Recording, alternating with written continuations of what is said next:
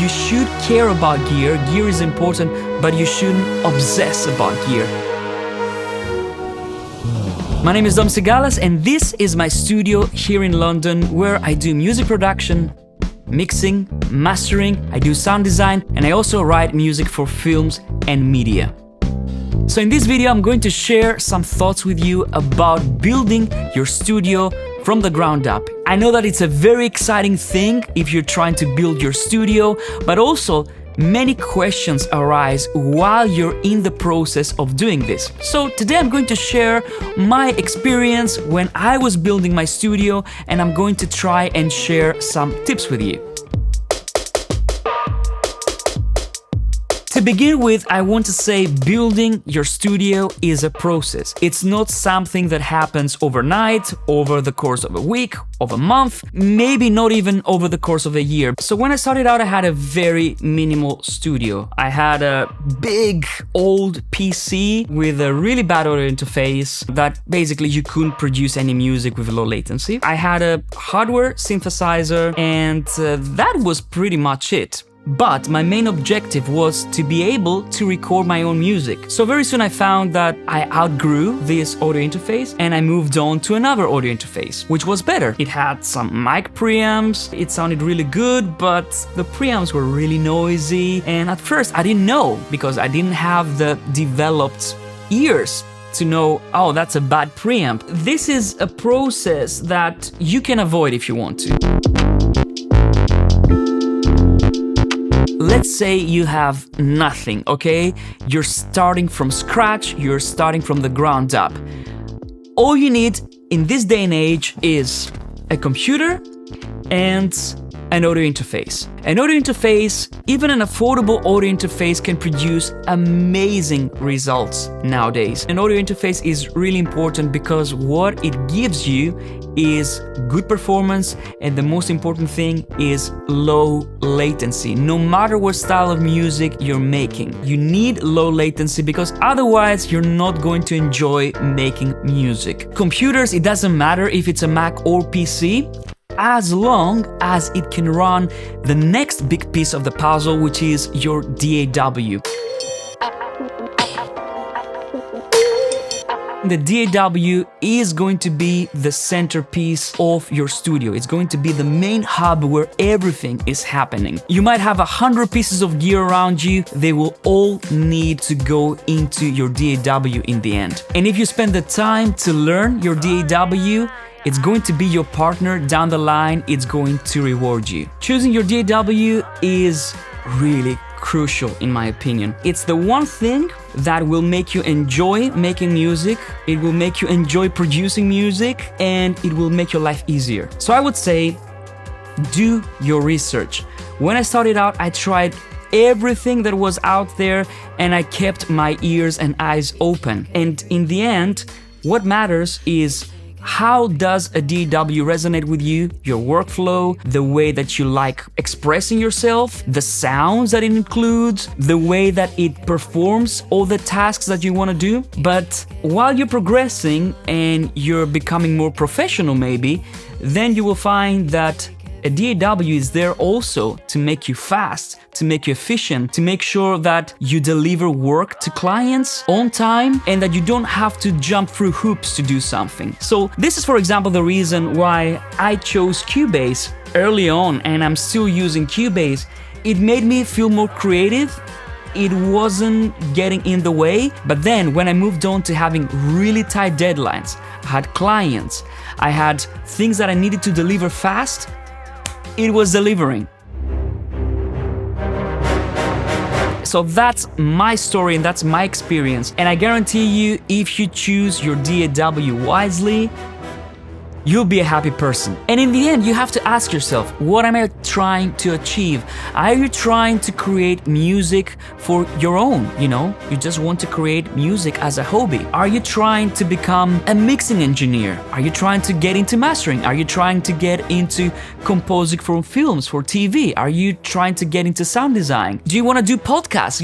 In my case, I want to do pretty much all of these things that I just mentioned, so Cubase is the sweet spot for me. let's say that you're a singer-songwriter and you want to start producing your own songs.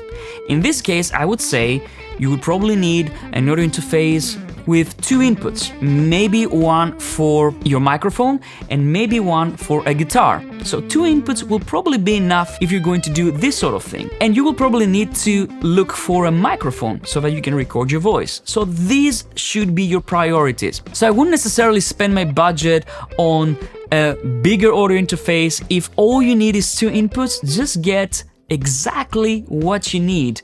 But if you know that you're going to need more down the line in 1 year, get something that will last you as long as possible. Another scenario would be you're an electronic music producer and you're mostly going to work in the DAW, in the box, like we say it, right? So in this case, again, you don't need a huge audio interface. You need to get the best audio interface you can afford, maybe with one microphone input or a couple of microphone inputs, just in case you want to record a vocalist at some point, but maybe you want to use some of your budget to get a MIDI keyboard or a pad controller. Let's talk about the elephant in the room. Gear. Let me tell you my story. When I started out, I just had a cassette recorder, double deck, and when I wanted to record overdubs, I was playing the thing that I had on the first cassette to the other one, I was recording it onto the other one, and I was recording the overdubs. And then I would switch and record more overdubs. And while this was happening, the pitch would go up. It was crazy, but I still wanted to make my music, so I had to put up with this, I had to just accept that this is the way it is, otherwise I'm just not going to make music. And what's more important, make music. Don't feel that gear is what should prevent you from making music, because most likely that's really not the case. You should care about gear. Gear is important, but you shouldn't obsess about gear to the point that you don't do anything because you think, oh, I need that piece of gear in order to make my music. So set your priorities. Think what's really crucial for you when you start building your studio and invest in that, and then start making some music. This is your biggest investment. And the last thing that you will absolutely need is monitoring. And when I'm talking about monitoring, it could be monitor speakers, it could be headphones, and there's a big debate whether you should use headphones or studio monitors. If you can afford only one thing, I would say get the best pair of headphones that you can. Just because they will allow you the flexibility to produce music anywhere. You don't have to be in a treated room. You can mix decently on headphones if you're careful, and then you can double check maybe at a friend's place if they do have monitors, but at least you'll be able to be self-contained. It's not the most ideal thing, obviously. In the end, I think you should always check your mixes on monitor speakers, but this has to come with a treated room. I understand that acoustic treatment, it's not as exciting like buying a new synthesizer or buying a new guitar or buying an analog compressor, but it's something that you should really start thinking about early on. You don't need to spend a fortune for acoustic treatment, but it's really important that you take care of this as well as you can. Nowadays there are many affordable solutions, so I think you should just investigate and start treating your room so that you can get a better sound and a better experience when you're producing and when you're mixing. And again, this can be an ongoing process, so you might start with some panels at first, or maybe you want to start with some bass traps. You don't have to have the perfect room on day one. One thing that I can say for sure, for example, don't spend a fortune on studio monitors and your room is untreated. There's really no point. You might as well spend your money elsewhere.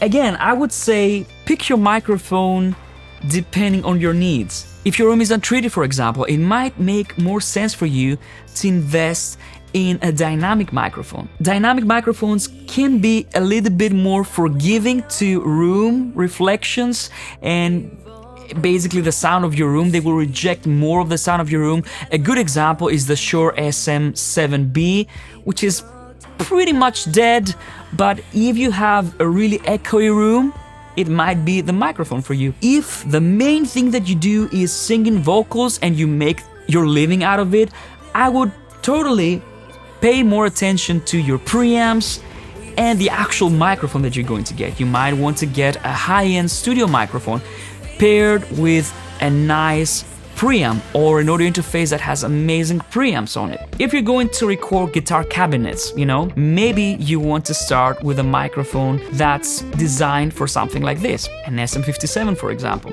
But one of the common traps is people think that, oh, I need to have that specific microphone that all the big studios use in order to get a good sound. This is valid, but you have to always check your performance to price ratio. Sounds obviously will be one of the most important things when you're producing your music. A good synthesizer, a good tone generator will make you feel creative. It might inspire you to write a new song. These days, if you launch Cubase, you have so many sounds in there that if you cannot find a good sound, it's probably your fault. You should just look a little bit harder. And these days, the debate between soft synths and hardware synths is pretty much a moot point if you ask me. And as far as I'm concerned, I totally go hybrid. Why limit yourself? So if you can only afford software synthesizers, or if you can only afford the synths that are inside your DAW, my suggestion would be learn those synths first. Most of the sounds that you hear nowadays on the radio, they are hit songs. You can create them on hardware synths, you can create them on software synths. It depends on how you want to work and what makes you more creative at the end of the day. Like I said, I'm using a hybrid setup, so I'm using Retrolog, Patchop, pretty much everything that exists in Cubase along with other plugins, but also hardware synthesizers. This is the Yamaha Montage. This gives me a super wide palette of sounds, but it's also an FM synthesizer, which is a big thing for me. Next, a monophonic analog synthesizer, and my Trinity is complete with a polyphonic analog synthesizer. I can get sounds like this, for example.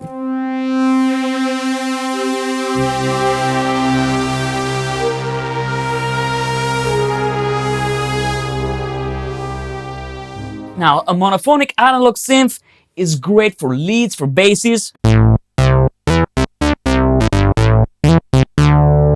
Actually, this is a paraphonic synth. Having heard that, let's listen to a virtual analog synth. This is Retrolog.